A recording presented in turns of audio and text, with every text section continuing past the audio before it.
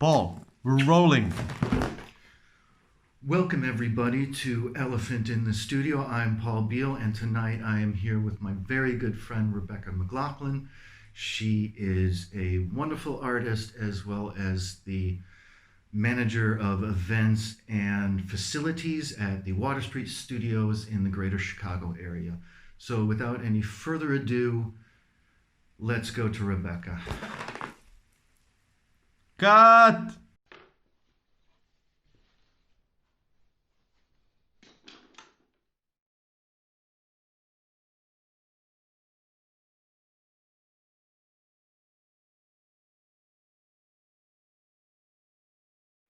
All right, so I am rolling now, and I am going to start painting because I have a policy now that if I'm talking to somebody online, Mhm. I'm painting. Okay.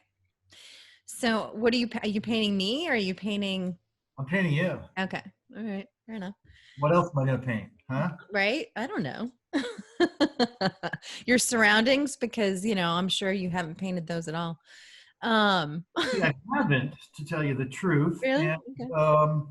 I'm not terribly interested in painting my surroundings, really. Right. I'm here way more than I need to be, and I know what's here. And at some point, maybe if I have a model and I take some photographs, then that will become part of the painting. Mhm. But I don't feel like painting any still lifes of it or just like interior space. I'm a people painter. That's what I do. Right.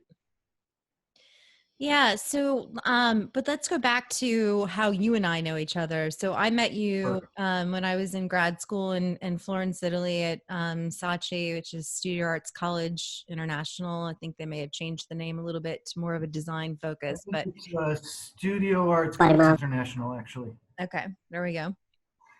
Um, you were teaching a painting class in the summer that in between the 2 years that I was there, and I was working in the printmaking studio, and the school had allowed me to be there working not while school is in session, which was great because I made a lot of headway with my intaglio work. But you and I just, we were just kind of there at the same time and just ended up chatting and becoming friends. And Yeah. that's kind of how it happened. So, but you have been in Italy for quite a while, right?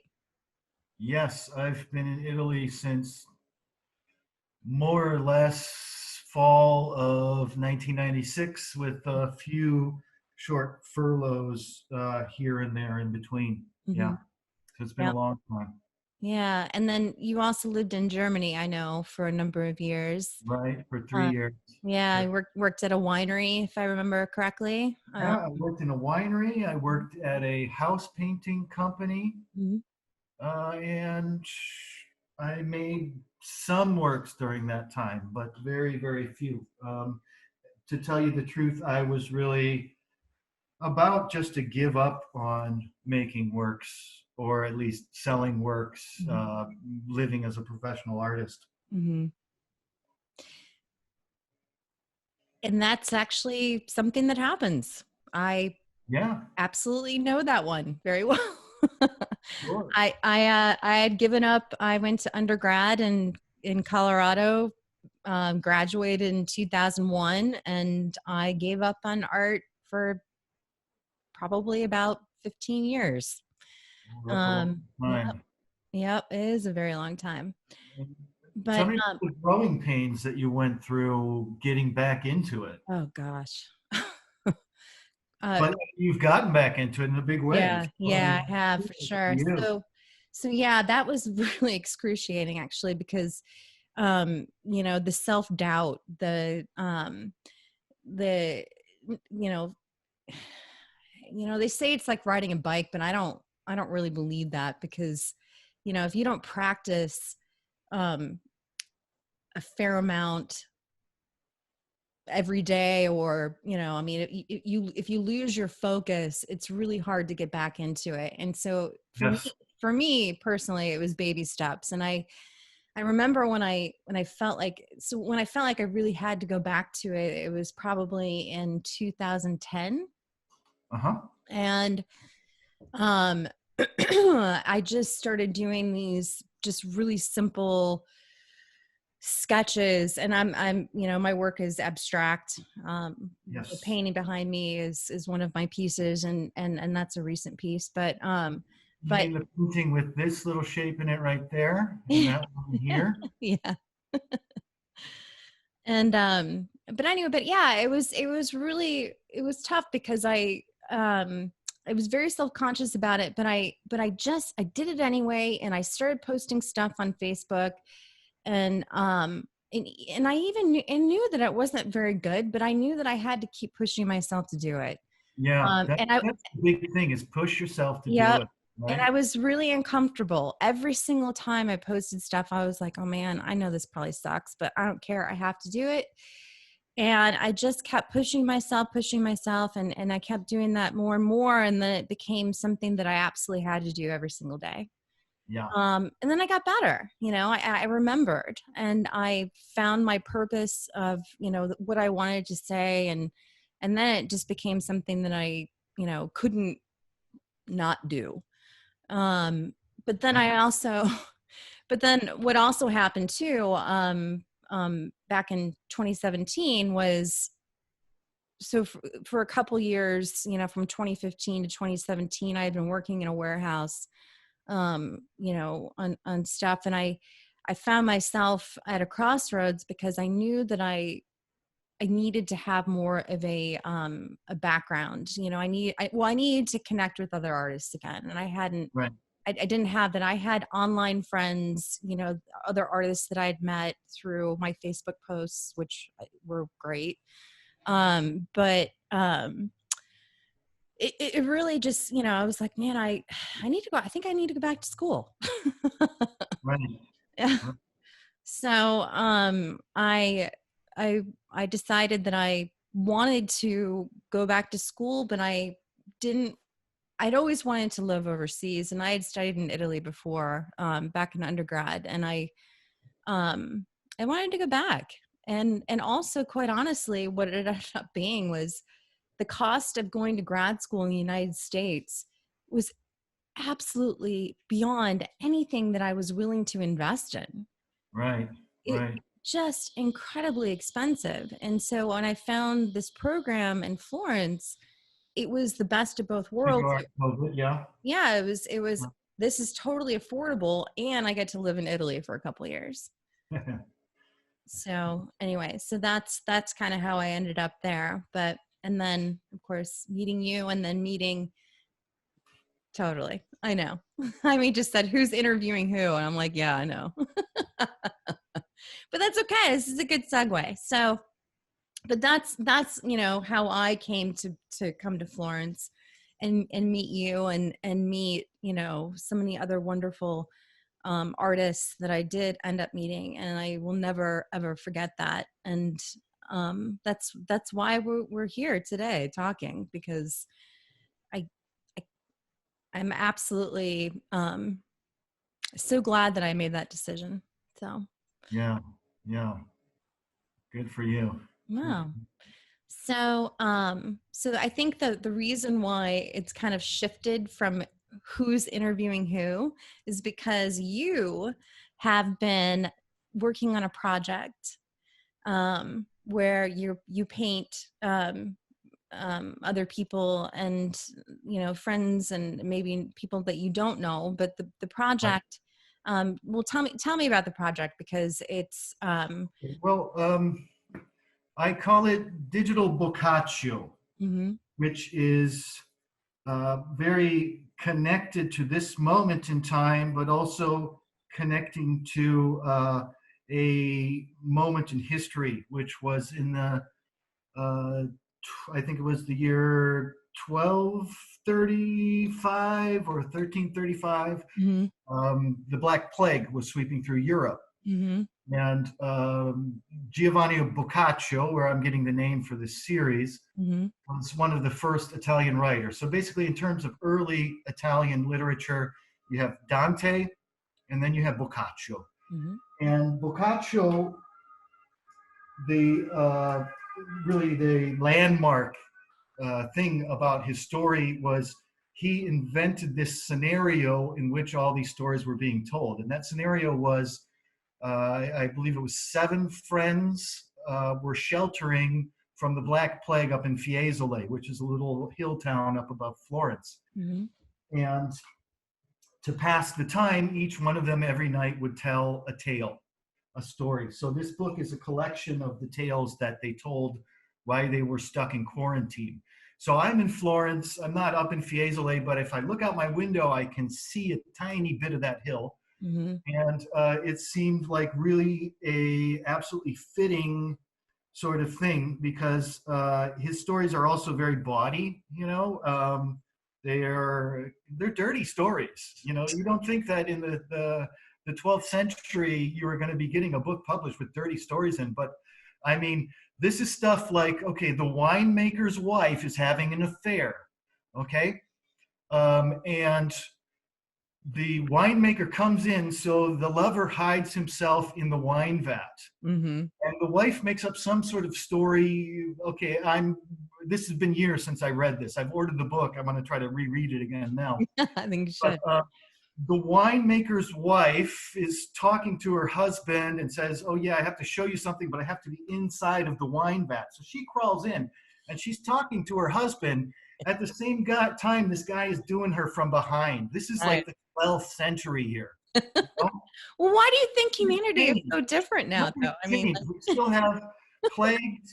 We still have people doing things like that, and we still have people telling stories about it. yep. Yep. And basically, so what I'm doing is I'm meeting friends. I'm meeting friends online through video chat, you know, similar to what we're doing right now, and I'm painting them. Awesome.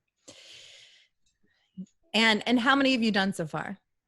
You are going to be number 85. Okay. So that's 85 in less than 2 months. Okay. Yeah.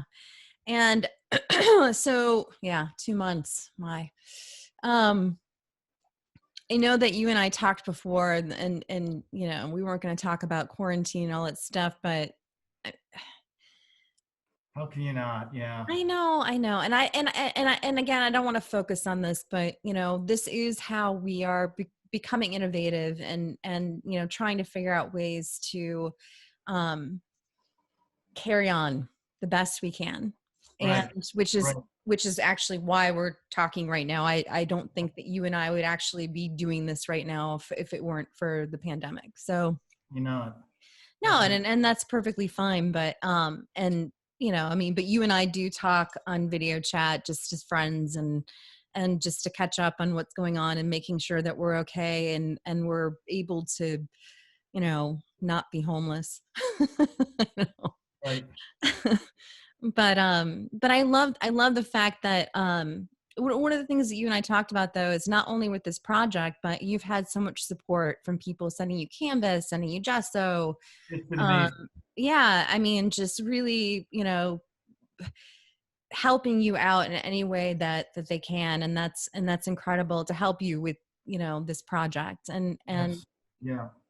and I know that you do.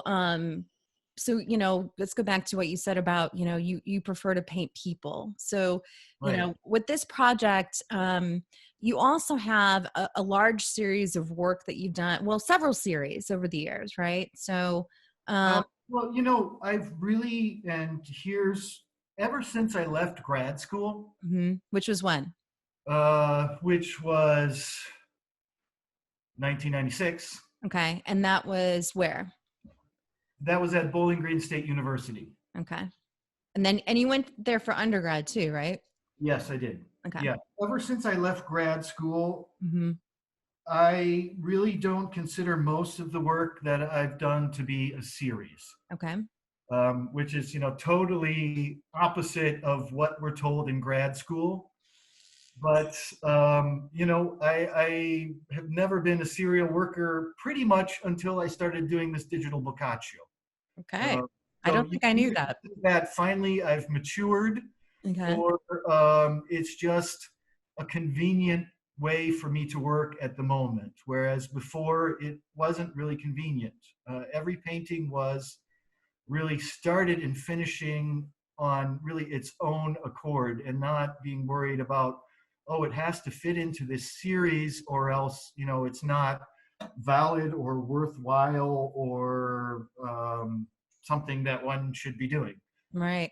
And That I was don't, yeah, sorry to interrupt, but I was just going to say, I don't think it's necessary to work in series. I happen to do it because it makes sense to me. Sure. Because it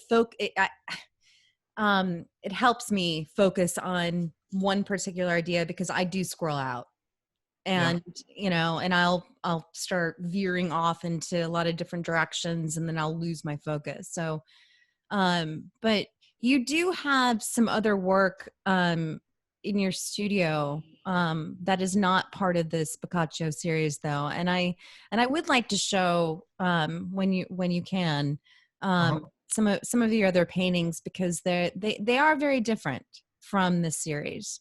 Yes, Um, sure. They are very, very labor intensive. mm-hmm, They are these sort of things that after you've done about 300 or 400 of them, mm-hmm. you start to want to shoot yourself in the head. Um, so why am I not painting those right now? Well, I I don't don't be know. that person that wants to shoot himself in the head. People say, but Van Gogh, he suffered for his art. He suffered for 3 years.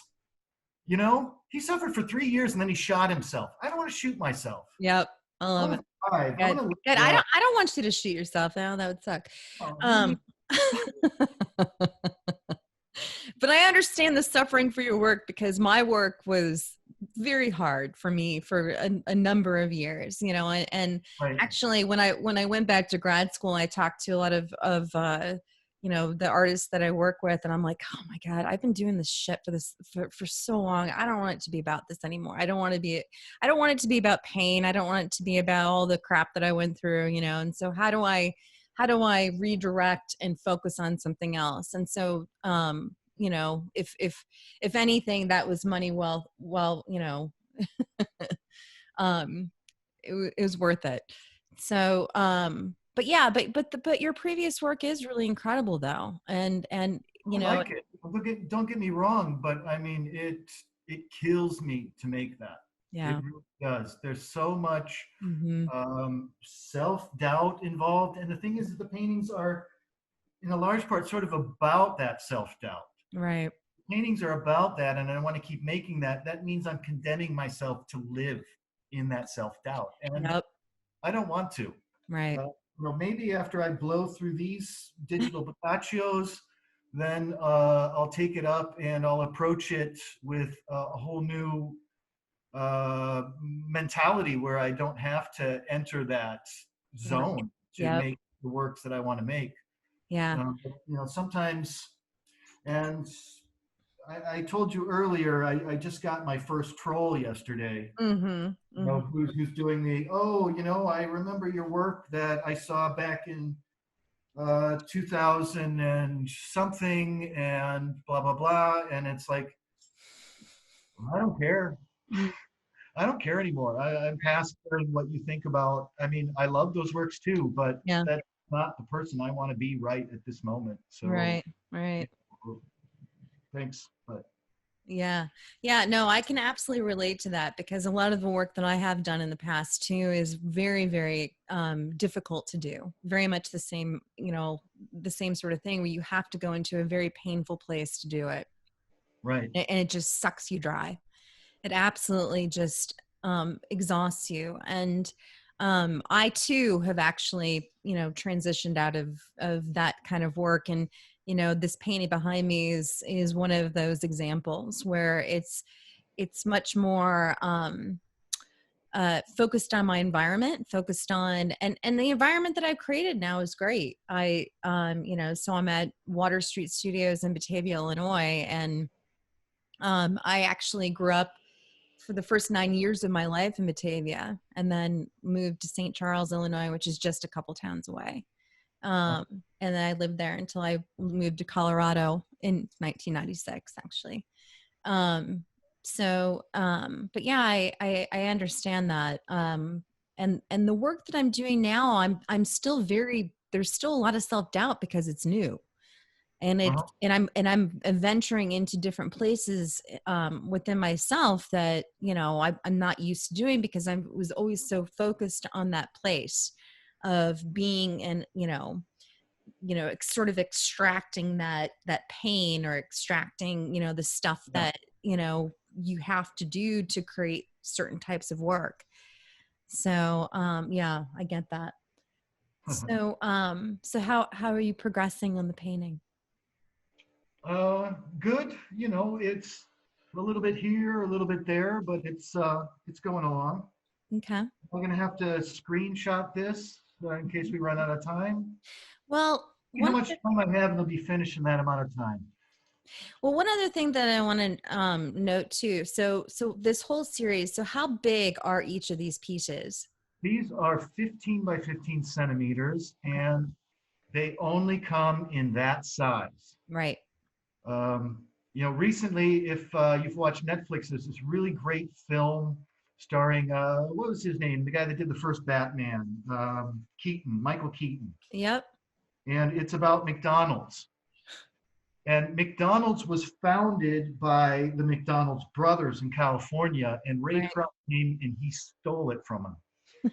And I mean, they were totally into quality and efficiency. Right. And the thing with that is, back in the 50s, when you came to their restaurant, you know what you could get?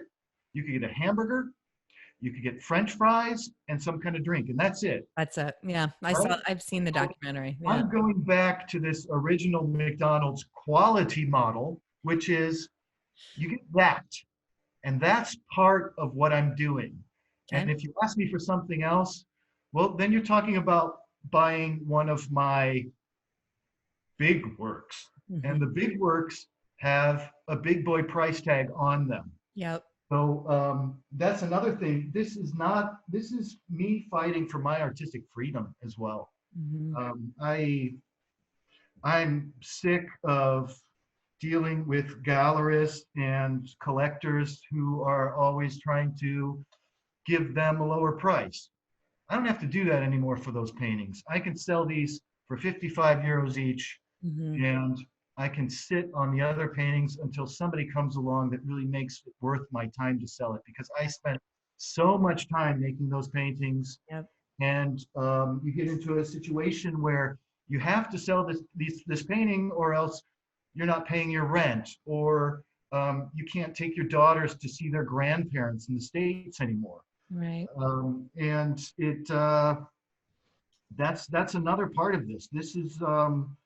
This is me taking my independence back. Yeah, absolutely. Yeah. And so, I mean, that kind of leads us into something else too, the cost of things, the cost of paintings. And this is something that's come up quite a bit at the Art Center, which is, I've been talking with, other artists, and all of us are baffled by how we price things. Right. We're not in Chicago. We're in a suburb of Chicago. It's about 50 miles directly west. And how works of art are priced in Chicago versus how they're priced in the suburbs are different. It's a different thing. And yeah, and if an artist who's selling in Chicago does a show in the suburbs, he's not going to lower his price. No, absolutely not. And we've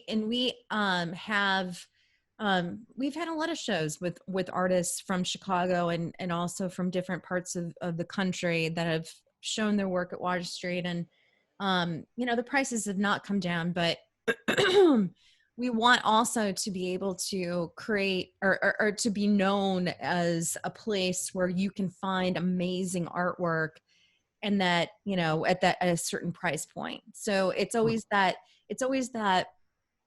delicate thing of, not underselling, not undercutting yourself, but also, being able to say, we show work that is absolutely worthy of this money, and so, getting ourselves out there, showing what we can do, showing the type of work that's available in the suburbs versus being in the city.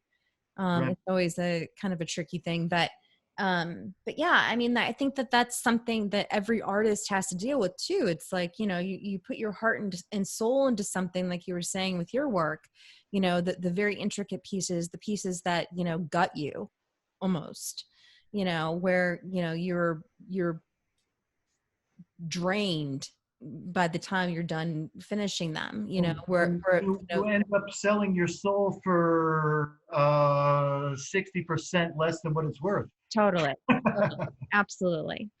So in a way, what you're doing now is basically, it's not, it's very meaningful, but it's allowing you to continue, to pay the bills, to pay the rent, but also to have meaningful conversations with people too, because Yes. that's really what you're doing. So you've had 85 different conversations with people. More or less. I mean, a couple of them, the audio dropped out. Mhm. One guy passed out in front of me. Um, Was he drunk? yes.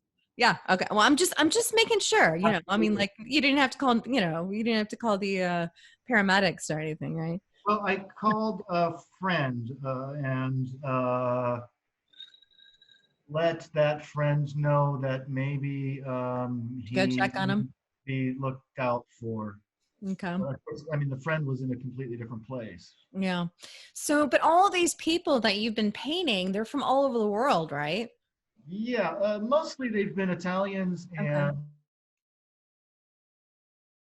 first person out of Italy and the USA, and she was in Russia. Okay. Yeah, that was cool. Yeah. So, I noticed that one of your last ones, and this is sort of special to me, but you painted, Pietro Manzo and Yes, his wife and their new baby. yes, And yeah. I got to work with Pietro for a year. He was one It of was my, awesome. he really is. And he was one of my instructors for grad school. And I'm just so happy that they had, a healthy baby and everything's good. And it was a great painting to see. I'm going to put a plug out for Pietro. Pietro has a baby, and Pietro has works, which he can sell. And I'm sure he would be happy to sell works for a real dignified price that a Yeah. man who has a child uh, needs. Yeah. So anybody out there, look up Pietro. I mean, I really hold him in the highest of respect as a painter and as a Yep. human being. Yep. And it's so crazy because, like, you look at him, he looks like a wild man. He's got this big black beard, and his hair sticks up in the back in this really weird way. And he's got these eyebrows, and you look at him, he looks like the fiercest person that you've ever seen. And then he I starts never talking got about that. art, and his face is just like he's smiling, and he's just like so excited about it. He's just Yeah. awesome guy, He Pietro. really is. He really is. Yeah. I felt very, very, very lucky, very fortunate to have worked with him for a year. So yeah, he taught me a lot. I don't think that he would probably say that, but he did. Oh, but I look, was not. Well, no, I think he just as because at the and mostly in school I was focusing on printmaking. I wasn't focusing on painting as much, and but everything that I learned from him, I absolutely took with me. And not having a printmaking studio when I came back to the States, I was just painting, and I was like, oh man, and one of my other favorite things, working with the director of the school, who has since moved on to back to Lisbon, Portugal, but Philippe really was wonderful too. And one of the things that he said to me, he says, as an educator, you think you're not getting through, but you usually are. right. And that really, made a big difference too. Mhm, So, mhm. well, we have about 10 minutes left. Perfect. So, how you doing with the painting? It's coming along. Yeah, I think I'm on schedule. Okay. Direct sunlight that's creeping back behind your head there. Okay. Yeah. So it is just about 10 to 3 here in Batavia, Illinois. You are 7 hours ahead, right? In Florence. From Illinois, probably. Yeah, I know you are. Okay, yes, you know better than I, even though I just live one time zone in the States away from you Yeah. when I'm in the States. Yeah, I know. So you are from Ohio though, and Well, but how tell me again, so you've been in Italy for how long total? uh, I don't know. I just say more than 20 years More than is 20 years. All right, fair enough. how I count it, really. Okay. Okay. Well, in these last few minutes, I mean, I'm going to let you continue painting, of course, but if, you know, anything else, I mean, Oh, darn I thing, certainly Gail. miss you. I do. I left Italy last April, and so it's been a year since I've been there, Yeah. and obviously a lot has changed for all of us. Oh, yeah. But I am happy to say that I don't know anyone that's been drastically impacted. Um, Fortunately, certainly extended stories, but Right. hopefully you don't have that many people that you know that have been I don't know anyone good. personally. I Good. know somebody whose father has died, but and one of my collectors who's up in the north, he had put a post on Facebook saying, "Today I lost 3 friends in one day," and then a few days later he lost, I think, another two. Yeah. So for those few idiots out there that think it isn't a real thing, well, it is. So um, get over that. Hmm. Yeah. I know. I didn't really want to ever touch on politics too much, but I think that it is really excruciating for a lot of Americans to deal with the current administration and Well, you know, one thing and I the find confusion. excruciating is like this press conference that everybody's been going on about. And on my Facebook news feed, I actually even try to maintain a sort of balance between the left, who for the most part I tend to feel closer to, Sure. and the right. And everybody on the right was saying, this isn't true, he didn't say this. And then on the left they're saying this, and then you read one article and it says he said this and it went down this way, another one. And what really pisses me off is, why are we reading these articles? Why is that press conference not posted in full so that I can see it and decide for myself? Right. That's what Well, makes me angry.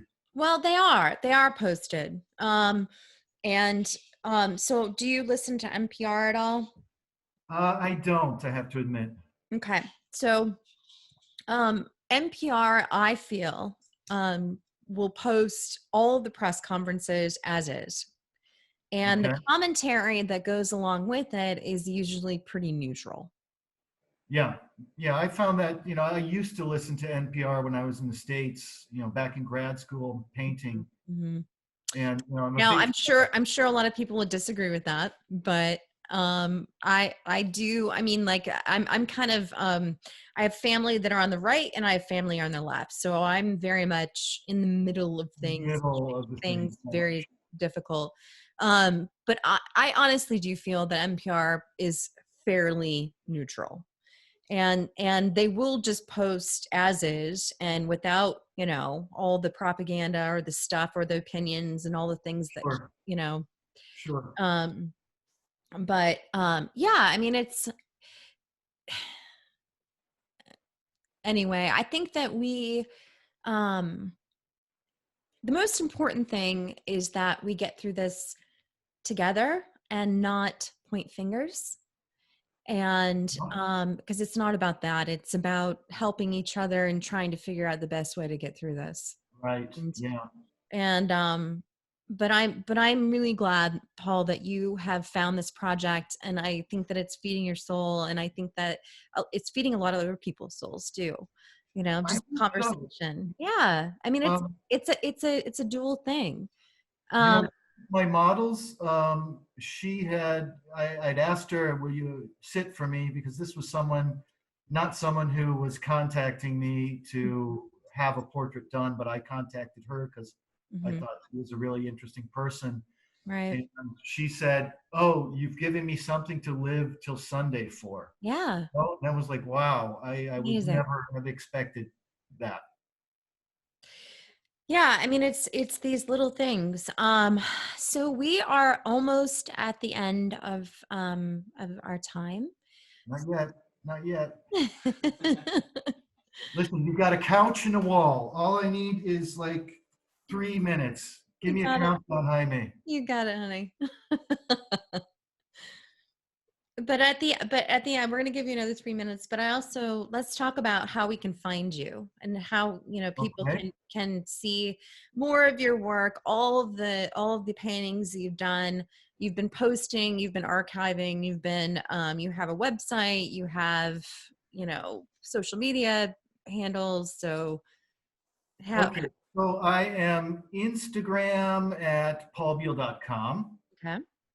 And I am on Facebook. Now, unfortunately, on Facebook, I've been forced by Facebook to have the business account, which I don't use. So if you go there, you'll find 2 or 3 posts.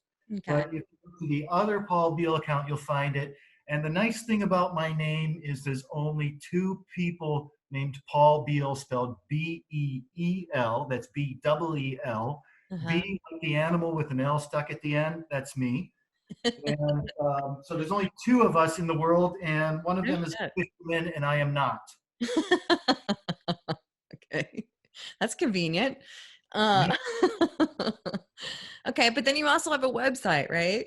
I also have a website, which is www.paulbeal.com. And right now, since I'm really pushing these paintings that I'm doing, if you click onto my website, you are going to get the very first page is this project. So it's not a home page. You go straight into this project, but there's still a menu. You can go to the gallery section. You can watch videos of mine on YouTube. I have several YouTube channels.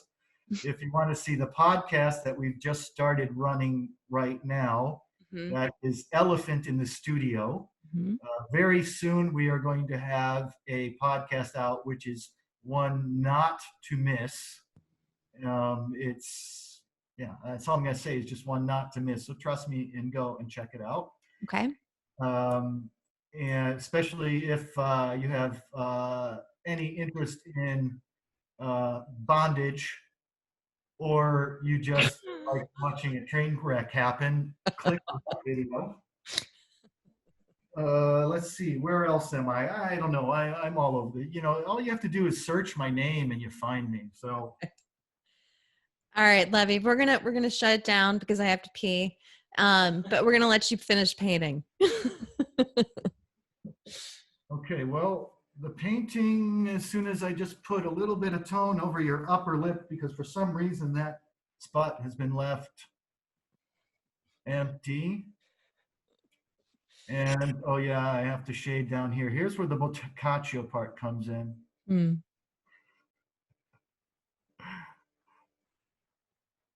All right, so I guess I'm going to falsely call that finished. Fake news, fake news. And say good night or good morning for you in the States. We done? Yeah. All right. Can I see it? Oh yeah, sure. Let me do one quick blend then. Yeah, no worries. I'm gonna go pee. Okay. I'm right back.